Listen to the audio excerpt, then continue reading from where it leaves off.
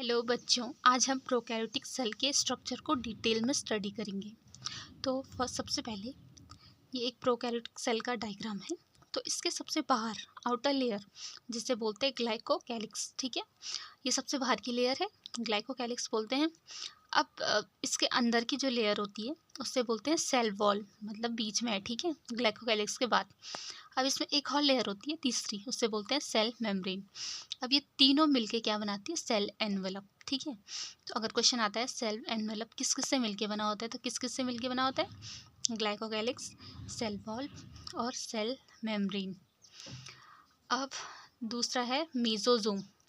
Mesosome ये cell membrane का extension होता है, मतलब सेल मेम्ब्रेन ऐसे जाके फोल्ड हो जाती है, तो उसे बोलते हैं मीजोजोम। इसका काम क्या है? Increase cell surface area for respiration, मतलब जो ये सेल है उसका जो सरफेस एरिया होता है उसको वो बढ़ा देता है, किसके लिए? रेस्पिरेशन के लिए, सिक्रेशन के लिए, और help in cell formation and replication. और किस में हेल्प करता है ये?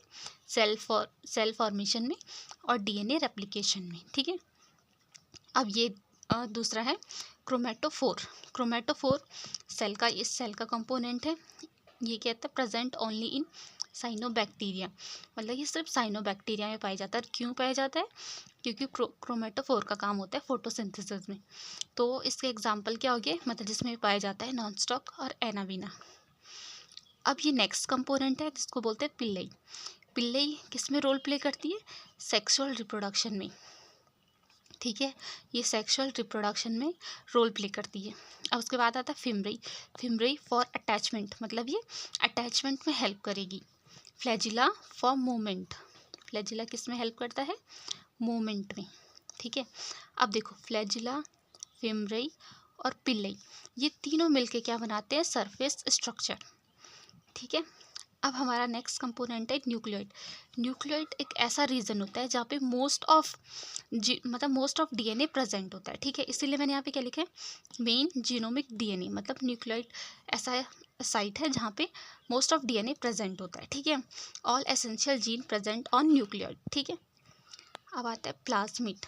ये है एक्स्ट्रा क्रोमोजोमल डीएनए। प्लाज्मिड किसे बोलते हैं? एक्स्ट्रा क्रोमोजोमल डीएनए को। Give resistance against antibiotic. Plasmid क्या प्रोवाइड कराता है? Resistance against antibiotics. ये बैक्टीरिया को रेजिस्टेंट प्रोवाइड कराता है अगेंस्ट एंटीबायोटिक्स। अब नेक्स्ट कंपोनेंट है इंक्लूजन बॉडीज़। ये विदाउट मेम्ब्रेन स्ट्रक्चर होते हैं और ये स्टोरेज का काम करती हैं। अब नेक्स्ट कंपोनेंट है राइबोसोम। जो प्रोकैरियोटिक सेल होती है उसमें 70S राइबोसोम होता है, 30S और ये 50S, मतलब 30S सब यूनिट और 50S सब यूनिट से मिलके क्या बनता है? 70S ribosome. देखो जो सेल एनवेलप है जो तीन चीज़ों से मिलके बना था, ग्लाइकोकैलिक्स सबसे आउटर, ठीक है, सबसे आउटर, फिर ये बीच में मिडिल में, फिर सेल मेम्ब्रेन इनर। तो ग्लाइकोकैलिक्स जो होता है ये आउटर मोस्ट लेयर होती है, वेरी इन साइज, मतलब साइज में वेरी करेगी। दो टाइप से होती है, ठीक है।